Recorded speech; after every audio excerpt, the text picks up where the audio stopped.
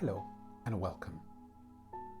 Today we're going to be talking about emotional intelligence. Now, just like you have what we call your cognitive intelligence, your rational intelligence, that which you use to navigate the world, your thinking, you use your thinking to navigate the world day in, day out, moment after moment, so too do you have what is called your emotional intelligence. Now, it's quite interesting because your emotional intelligence doesn't get as much airtime as your cognitive intelligence because the emotions traditionally and historically have almost been seen as something to shy away from. That's changed. And that's one reason why we're running this series, because you need to embrace all aspects of intelligence that make you who you are. And so today we're going to really begin talking about emotions. Because for those of you who've been to workshops on emotional intelligence, who may have been to a lecture, or you work in an organization where the term emotional intelligence is bandied around so often, I don't know what your experience is, but certainly my experience is that talk about emotional intelligence tends to presume that we know what emotions are. And so today I'm going to focus on what are emotions, and then next week we will focus on emotional intelligence per se. So what are emotions? What are they? Emotions, E with a hyphen, motion, refers to energy in motion. Energy in motion, traveling literally around every aspect of your body all the time. Now, this is why neuroscience refers to emotions as hormones. Hormones literally flowing all the time from your brain around your entire body. In fact, emotions have been described like an internal thermostat. An internal thermostat, almost like a self-regulating system. So if you think of a thermostat, you think of your fridge, you think of your air conditioning that manages the dip and flow of the temperature. That's what a thermostat does. Well, emotions are the same. They manage the dip and flow of what I call your emotion states. Yeah, your emotion states. And emotion states literally refers to the mood that you find yourself in. Sometimes you just feel low in mood for no apparent reason. Or you feel irritable and you can't quite put your finger on it, can you? That's your emotion state. Now, when you are having that experience of feeling low in mood, feeling anxious for no apparent reason, we call that your emotion experience. You're currently experiencing your emotion. So the question for you, question for me too, when I feel those feelings is, what am I going to do? How am I going to display the emotion? In effect, what is going to be my choice? Do I respond to the emotion, or do I react to the emotion? Responding and reacting are two different things. reacting. With reacting, you just react. You don't think about it, you just react.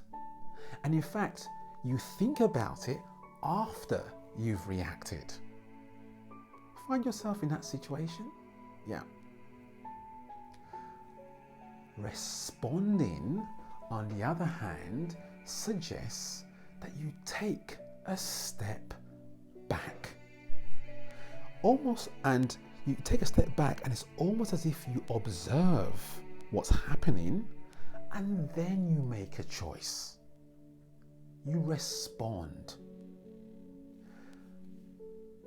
Now, Joshua Friedman, who is an author in this space, he suggests that we respond to an emotion experience every 6 seconds.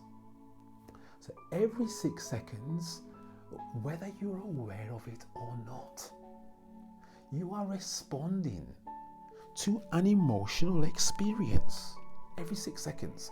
And in fact, after 6 seconds, if you've not responded, consciously or unconsciously, if you've not responded, what he proposes or what he suggests is that you are either just reliving that emotion, but you are more likely to be refueling that emotion, which is why sometimes you can feel, you feel the emotion holding deep inside you.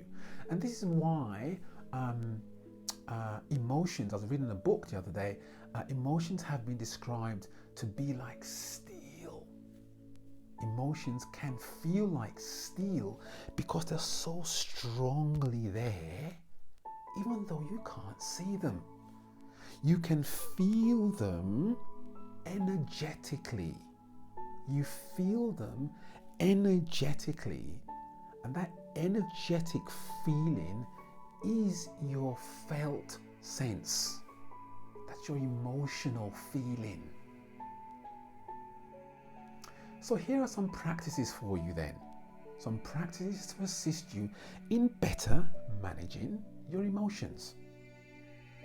Step 1, notice your emotions. When you feel low in mood, or you feel anxiety or anxiousness, you feel irritable, or you feel a sense of self-doubt, just notice the emotion, right? Don't fight it. Just notice it. Be with it. When you be or are with your emotions, they begin to dissipate. Particularly if it's an emotion that is dragging you or trying to drag you into a place that you don't want to go. Step 1, notice your emotions. Step 2, don't think about it. Don't get caught up in thinking about the feeling. Because when you get caught up thinking about the feeling, guess what happens? You get into that spiral, right? You get into that spiral, and then it gradually drags you down the rabbit hole, and deeper you go. Don't think about it, just be with it. So step 2 and step 1 are actually connected. Have you ever been in a situation where you might have been out somewhere, walking in a park or whatever you've been, but you've had to take a double take? And when you take that double take, have you noticed that you're almost blown away by the reason why you're taking a double take? You're almost blown away by it. It's almost like an example of like walking in the park and you see a beautiful flower and you're almost astounded by it. The reason why you're astounded by it is because you're not thinking about it. You are just observing it using your sensory perception. You're not thinking, you're just looking at it. Step 2. Step 3, feel into the emotion. Feel into it. Be with it. Breathe it in.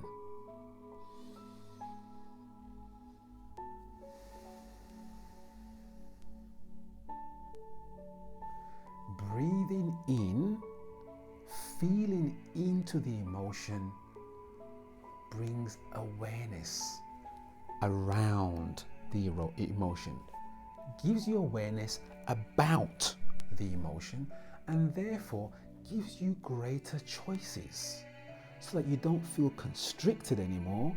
You have a lot more choices, a lot more choice in terms of how you choose to respond to the emotion.